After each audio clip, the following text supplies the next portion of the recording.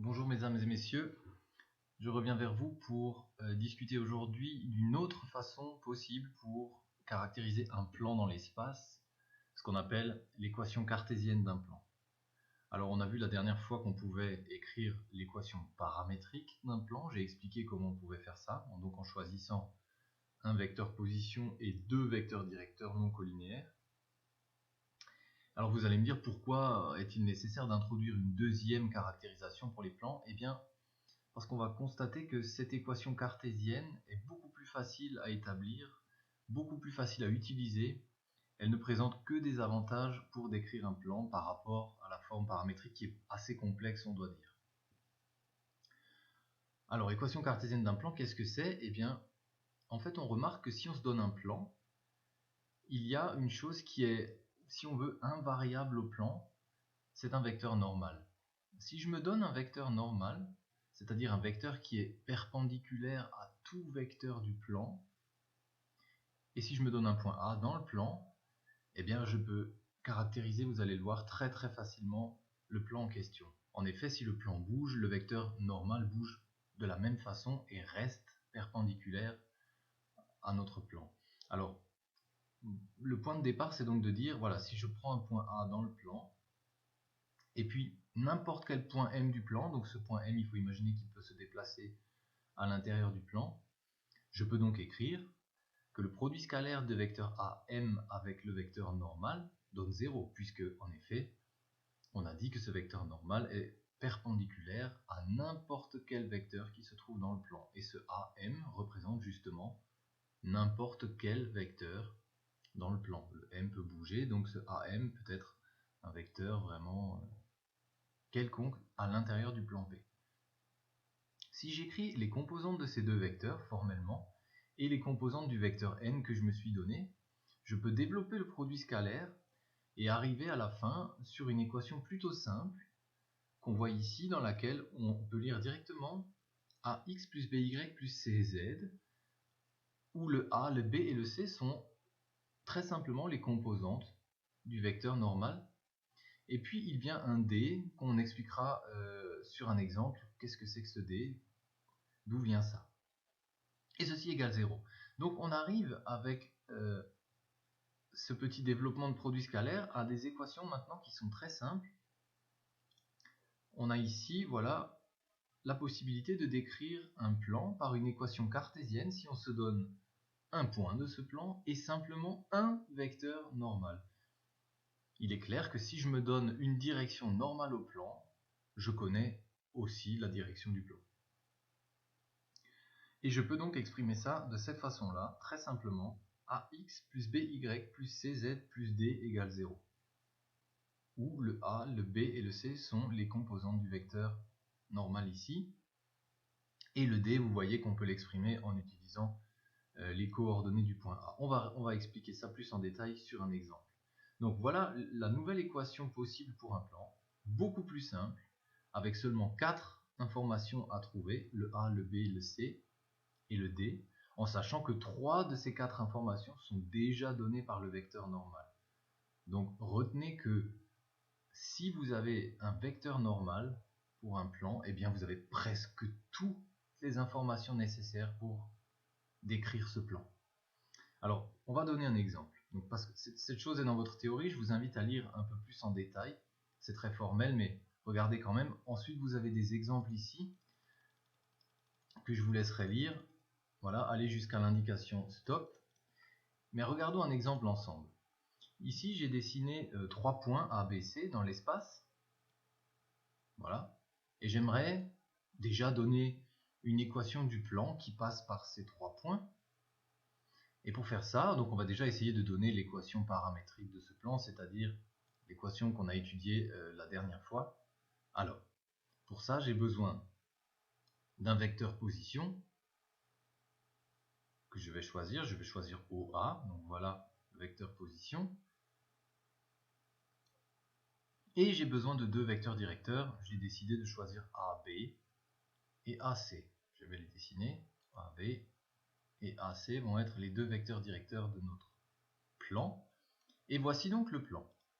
C'est donc un plan qui passe par les 3 points A, B, C. Voilà, vous pouvez voir ça. Et pour lequel le vecteur position que j'ai choisi est le vecteur OA. Donc le vecteur OA me permet d'arriver sur le point A, et ensuite les vecteurs U et V, qui sont les vecteurs directeurs de ce plan, me permettent d'atteindre n'importe quel point du plan. Alors, regardons ici un peu pour trouver l'équation de ce plan. Voilà, je vais la noter ici, l'équation paramétrique. Une équation paramétrique possible serait ça. Alors en effet, ici j'ai choisi le vecteur OA, ça veut dire que je retrouve ici en composante les coordonnées du point A. Vérifions, voilà le point A ici, 4, moins 3 et 2. Ok, 4, moins 3 et 2. Ici j'ai choisi le vecteur U, c'est-à-dire le vecteur AB. Voyons si les composantes de AB sont effectivement moins 2, 4 et 0. Alors j'ai 2, moins 4, ça donne bien moins 2. J'ai 1, moins 3, ça donne 4. Et j'ai 2, moins 2, 0. Donc ça c'est bien le vecteur AB. Et celui-ci devrait être le vecteur AC, vérifions. 0, moins 4, c'est bien moins 4. Moins 4 plus 3, c'est bien moins 1. Et 3 moins 2, c'est 1. Donc on a bien ici une équation paramétrique pour le plan, ici qui est dessiné en bleu. Voilà. Si vous regardez un petit peu l'équation donnée par GeoGebra pour ce plan, c'est un truc qui n'a rien à voir avec l'équation paramétrique. C'est justement l'équation cartésienne et on va essayer de trouver nous-mêmes cette équation cartésienne avec ce qu'on a expliqué.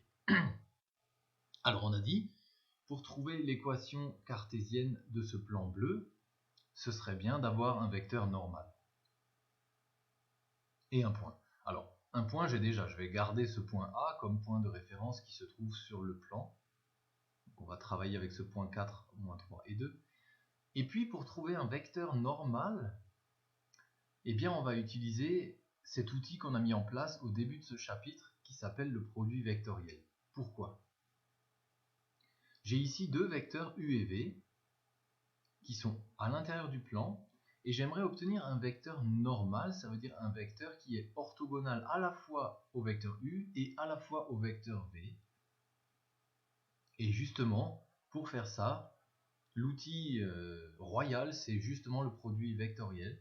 Donc si je fais le produit vectoriel de U et V, je vais obtenir un vecteur qui est orthogonal à U et orthogonal à V, un vecteur qui ressemblerait à ceci. Vous pouvez vérifier que on a bien des angles droits. On va un petit peu tourner autour de cette figure pour regarder ça.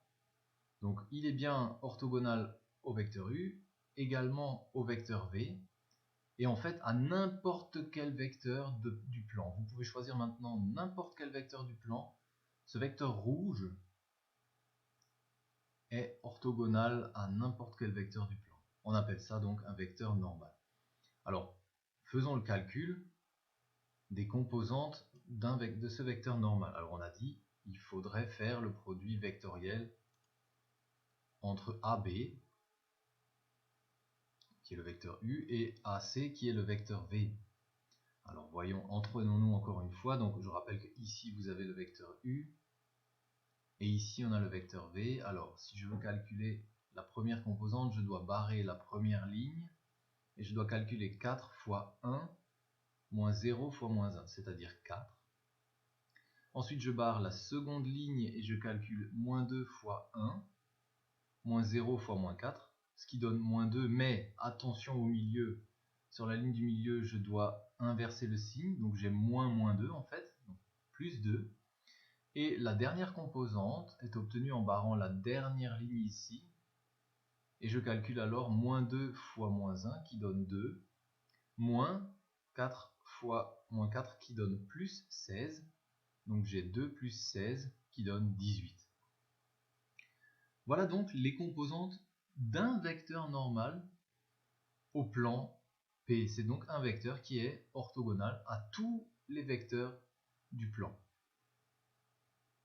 Donc, d'après ce que vous avez lu dans la théorie juste avant, je peux maintenant écrire une équation cartésienne de mon plan bleu en utilisant donc ce vecteur normal. Voici l'équation. J'utilise donc les trois composantes que j'ai trouvées, 4, 2 et 18, dans l'équation 4, 2 et 18. Et l'équation devient donc 4x plus 2y plus 18z plus d égale 0. C'est ça l'équation cartésienne du plan bleu. Donc vous remarquez déjà que c'est une équation beaucoup plus simple. Mais voilà, il nous reste encore à déterminer un paramètre à la fin. Ici, c'est cette constante d qui va permettre de fixer la position du plan. En tout cas, les trois premières lettres A, B, C sont données par les trois composantes du vecteur normal 4, 2 et 18 dans cet exemple. Alors comment trouver maintenant, pour finir, le nombre d? Eh bien, je vais utiliser un point qui se trouve dans le plan, par exemple le point A.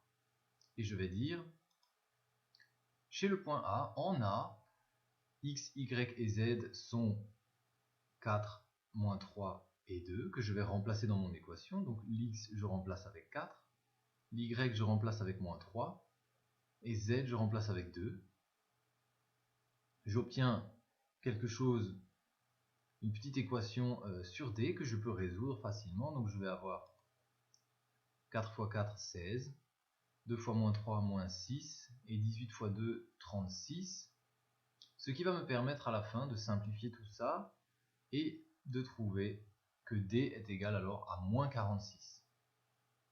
On aurait aussi pu utiliser le point B ou le point C pour faire le calcul. On aurait trouvé dans les deux autres cas aussi d égale moins 46. Donc ce calcul ne dépend pas du point que vous avez choisi, heureusement. J'arrive donc finalement sur mon équation cartésienne du plan bleu qui est simplement 4x plus 2y plus 18z moins 46 égale à 0. Une équation très simple, très pratique dans l'utilisation, vous allez le voir aussi dans les exercices, c'est beaucoup plus simple à utiliser que l'équation paramétrique. Regardez la différence entre ce gros bloc dans lequel on a 9 informations plus les deux paramètres, alors qu'ici on a simplement 4 petites choses à trouver, et ensuite on peut travailler beaucoup plus facilement avec cette équation cartésienne. Ici. Alors peut-être vous vous demandez, mais pourquoi GeoGebra a donné ceci comme équation? Alors regardez bien, on a ici 2x plus y plus 9z égale 23. Et nous on a trouvé 4x plus 2y plus 18z moins 46 égale 0. Eh bien vous remarquez que l'équation donnée par GeoGebra est simplement notre équation qu'on a simplifiée par 2. En effet, puisque ici notre équation est égale à 0, on a une équation nulle ici à droite. Si je divise cette équation par 2, chaque membre par 2, je peux écrire 2x plus y plus 9z moins 23 égale 0. La seule chose que fait GeoGebra, c'est qu'il écrit ce 23, au lieu d'écrire moins 23 égale 0, il écrit le 23 de l'autre côté. Donc on a ici et ici, finalement, la même chose, une équation cartésienne. GeoGebra donne toujours l'équation cartésienne pour un plan, puisqu'elle est beaucoup plus simple à écrire que l'équation paramétrique. Voilà donc comment on peut maintenant écrire un plan, le même plan avec deux équations différentes, ou bien la forme paramétrique qui est plutôt compliquée et qu'on va utiliser pas si souvent finalement, et ici donc la forme cartésienne qui est beaucoup plus petite, beaucoup plus intéressante, qu'on utilisera vraiment très très souvent. Voilà. Et pour ça, on a donc besoin d'un vecteur normal qu'on calcule avec le produit vectoriel. Voilà.